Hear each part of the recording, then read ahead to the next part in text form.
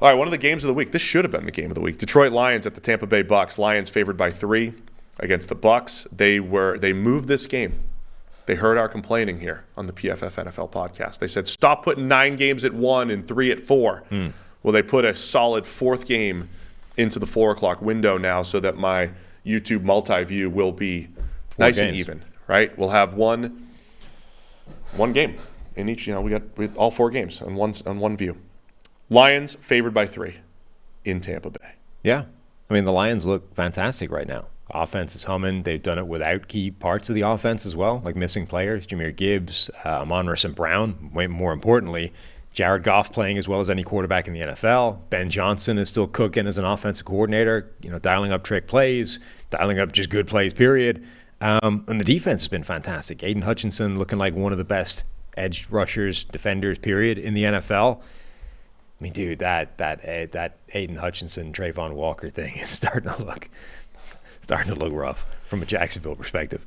However, we know Goff and the offense is a little better at home than on the road. Not saying they can't win on the road. They beat Kansas City in Kansas City. They pretty much beat up on the Packers in Green Bay, so it's not impossible.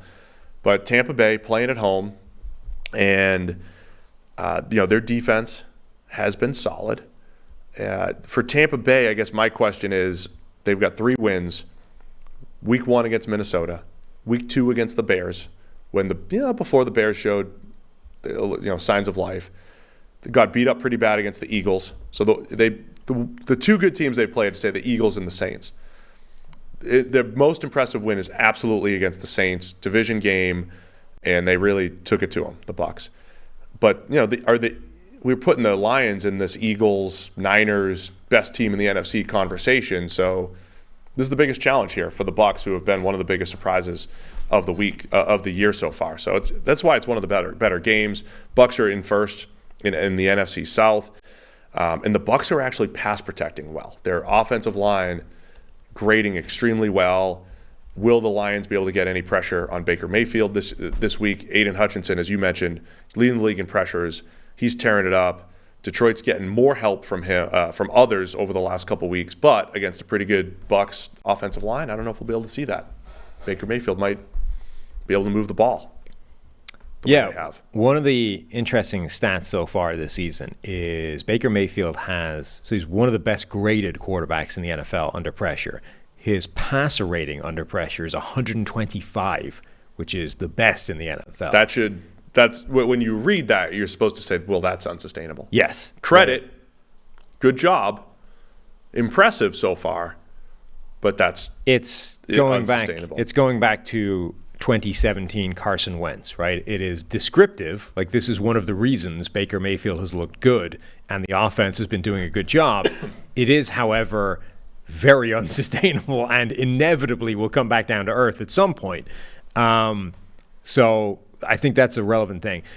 These are 2 of the best schemes in the NFL, and are maybe the only 2 schemes in the NFL that are cooking that don't have an obvious Shanahan connection tree, right? Like, neither Ben Johnson nor Dave Canales have come from that system, right? Don't believe so, yeah.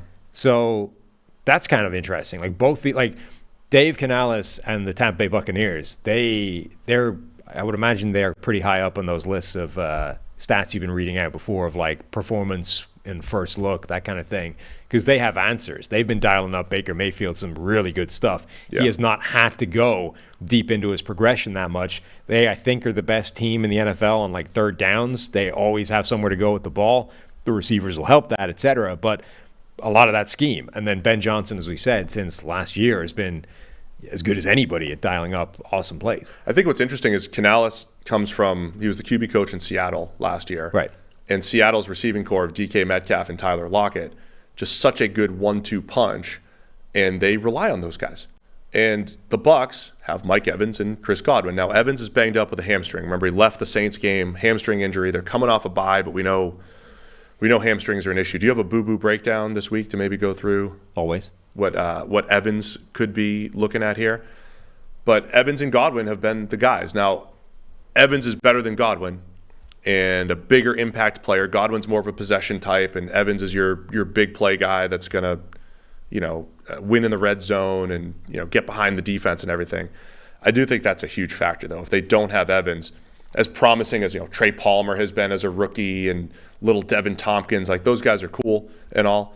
But Devin Tompkins. He's tiny. He's really small, but a good receiver. Those guys are fun and all, but you can't do that to people. It does feel like losing Mike Evans would be a huge blow to this offense in Baker Mayfield. He is 5'8". That's pretty small. Yeah. Like 165? 150? 155 is his listed weight. So he's little. Yeah, I mean, if I outweigh you by 30 pounds, you're pretty small. Yeah. Not quite 30, but I love how everything's based off you. Very self-centered. Well, I'm a normal-sized human being. I am, in fact, the template by which human beings should be measured. So what if I'm twice as Then heavy? You're a very large human being. I'm almost twice as heavy as little Devin Tompkins. You are, in fact, you're over a foot taller than him, possibly. I'm average NBA height. And twice his weight-ish. Detroit's run game, get big Vita Vea. He's big. On the interior, Vita Vea has 200 pounds on Devin Tompkins, by the way. Just saying. Vita Vea in the middle against this. I'm buying into this, like, he's more than twice watching his weight. David Montgomery as this battering ram running back for Detroit. I have a thing for the offenses that make you defend different styles of player. And the Lions are getting to that point where, look, Montgomery's not Derrick Henry or anything like that, but he's tough to tackle. That old phrase that Brandon Staley used, you have to, get off blocks in the run game. You have to be physical against the Lions because of the way Montgomery plays. But you also have finesse as well, because they're going to get Khalif Raymond behind the defense, and Sam Laporta is one of the best tight ends in space, and he's athletic. Jamison Williams is back. You have to have answers for different styles of player, and I think it's working really well for this Detroit offense. Yeah, Montgomery's a perfect running back for that scheme. I mean, he is really good operating in small areas between the tackles, maximizes what's there, and if you can get a bit of push, he's going to get a ton of yardage. Did you see Dan Campbell talking about him? Like, as the battering ram, they wanted to go after and prioritize. And he was sort of saying, like, Jahmyr Gibbs was always intended to be this change-up, a guy we can get touches, but not carries necessarily. And it's like, yeah, it's just interesting how the language is starting to change around Jahmyr Gibbs from, like, positionless offensive weapon trademark, a guy that's going to change everything, to he's our change of pace back who'll get some catches.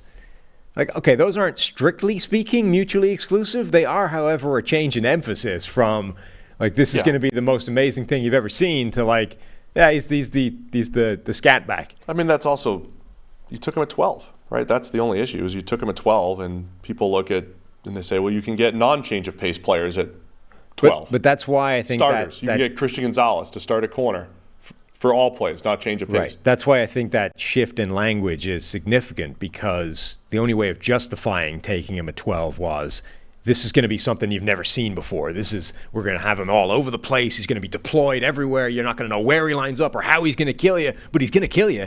And now it's like, I mean, he's the scat back. When Monty's on the sideline on third downs, we're gonna throw him a check down somewhere, and maybe he'll take it to the house. All that said, I mean, it would be unfair of us to only focus on the running back that they picked at 12, given the team building effort that the Lions have made. Yeah, the last everything else they've done has looked fantastic. I mean, O-line looks outstanding. The mix of offensive skill players that I was just talking about, the defensive improvement since week 7 or 8 last year, it's all outstanding. So Sam Laporta has looked like the best rookie tight end, certainly the most productive one. Part of that's being a big part of the offense. From an opportunity standpoint, Brian Branch might be the best defender to come into the NFL this season.